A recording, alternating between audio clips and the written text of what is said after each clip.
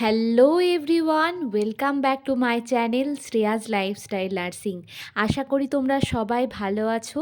তো তোমাদের জন্য কিন্তু আবারও একটি ভিডিও নিয়ে চলে এসেছি। তো আজকের ভিডিওতে আমি তোমাদেরকে যা যা কথা বলবো আশা করি সেইগুলো কিন্তু তোমাদের অনেকটা হেল্প করবে। তো আমি দেখছি কিছুদিন ধরেই যে আমার যে ভিডিওগুলো পোস্ট করা আছে সেখানে কমেন্ট সেকশানে অনেকেই কমেন্ট করছে যে বর্তমানে কি আর নার্সিং করে কোনো লাভ আছে? তো অনেকেই দেখছি এই জিনিসটা আমাকে জিজ্ঞাসা করছো যে দিদি আমরা যারা 2025-এ এন্ট্রান্স দেবো বা পরবর্তীকালেও বা যারা আমরা এন্ট্রান্সের জন্য প্রিপারেশন নিয়ে পরবর্তীকালে নার্সিংয়ের জন্য এন্ট্রান্স দেবো তাদের কি আর নার্সিংয়ে গিয়ে কোনো লাভ আছে?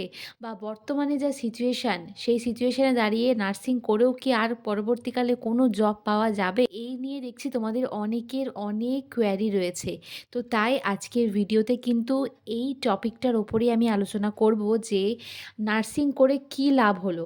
এত টাকা খরচ করে যে এত ক্যান্ডিডেট প্রাইভেট থেকে বলো বা আদার স্টেটে গিয়ে নার্সিং করে আসছে, বা আমাদের গভর্নমেন্টও এত স্টুডেন্ট কিন্তু গভর্নমেন্ট থেকেও ট্রেনিং করছে। তো শেষ পর্যন্ত গিয়ে নার্সিং করার পরে কি লাভটা হলো, তো এইটা নিয়ে কিন্তু তোমাদেরকে আজকে ডিটেলসে আলোচনা করব।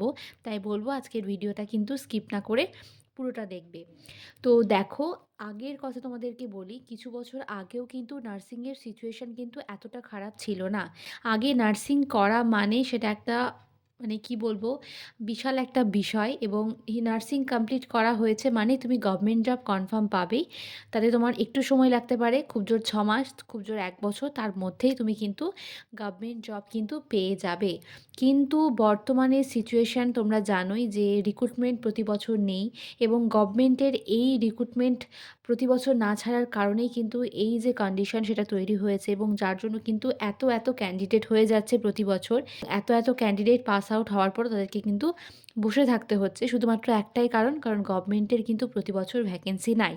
তো এই সিচুয়েশনে দাঁড়িয়ে তোমাদের অনেকেরই মনে হতে পারে, এটা আমাকে তোমরা কমেন্টে বলছো যে বর্তমানে নার্সিং করে আর কি লাভ, যেহেতু গভর্নমেন্ট জবই আর হচ্ছে না এখন, তো নার্সিং করে সত্যি আর কোনো লাভ নেই, নার্সিং করে আর জবও পাওয়া যাবে না। তাই এতটা খাটনি করে বা এতটা স্ট্রাগল করে পড়াশোনা করার পর নার্সিং করে কি হলো? তো এইটা নিয়ে তোমাদেরকে এবার বলি। দেখো, এখন হচ্ছে 2025 সাল। তো 2022-এ লাস্ট রিক্রুটমেন্ট, তারপর 23-24 দুটো বছর পুরোপুরি বন্ধ। 25-এ কী হবে কেউ জানে না।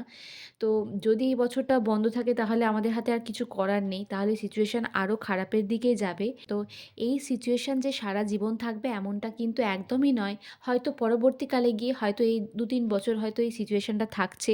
তো পরবর্তীকালে গিয়ে হয়তো সিচুয়েশানটা ঠিক হয়ে গেল, সেই সময় হয়তো প্রতি বছর গভর্নমেন্টের রিক্রুটমেন্ট হচ্ছে, আর সেই সময় কিন্তু ইজিলি কিন্তু জবটা পাওয়া যাচ্ছে। তো তাই যারা ভাবছো যে নার্সিং করে সত্যিই আর কোনো লাভ নেই, নার্সিং করে আর পরবর্তীকালে জব পাওয়া যাবে না, তো তাদের উদ্দেশ্যে আমি বলবো যে এই চিন্তাভাবনা মাথায় রেখো না যে নার্সিং করে লাভ নেই। কারণ এই প্রফেশনাল একটা কোর্স, এমনই একটা কোর্স যেটা শিখে রাখলে কিন্তু যে শুধুমাত্র তোমার কাছে যে নলেজটা থাকবে সেটা কিন্তু নয়, তুমি সেই নলেজটা দিয়ে যেমন তোমার ফ্যামিলি মেম্বারদের হেল্প করতে পারবে, তেমনি তুমি কিন্তু কোনো জায়গায়, যে কোনো একটা জায়গায় হোক, কিন্তু হয়তো খুব সহজে এখন জবটা পাবে না যেহেতু এখন প্রচুর ক্যান্ডিডেট, ভ্যাকেন্সি কম, কিন্তু ঠিক তোমরা কিন্তু আস্তে আস্তে কোনো না কোনো একটা জব কিন্তু পেয়ে যাবে। কেন, তোমরা দেখো, তোমরা যদি অন্যান্য কোর্স করো বা হচ্ছে জেনারেল লাইনে পড়াশোনা করো, সেখানে কিন্তু তোমাকে 3 বছর এমনি গ্র্যাজুয়েশন করার পরে তোমাকে ভাবতে হবে যে তুমি কোন লাইনে যাবে বা তুমি কী নিয়ে পড়াশোনা করবে।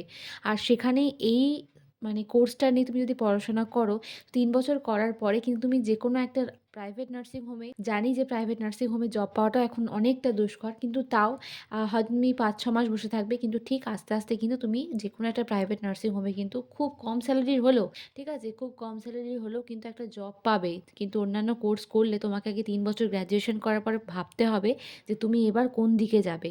তো সেই থেকে বলবো যে নার্সিং করে যারা ভাবছো যে এখন কোনো লাভ নেই, তো সিচুয়েশান হয়তো এখন খারাপ, কিন্তু 2-3 বছর পরে কিন্তু সিচুয়েশান এমন নাও থাকতে পারে, সেই সময় হয়তো প্রতি বছর রিক্রুটমেন্ট হবে, সেই সময় হয়তো ভ্যাকেন্সি প্রচুর পরিমাণে থাকবে।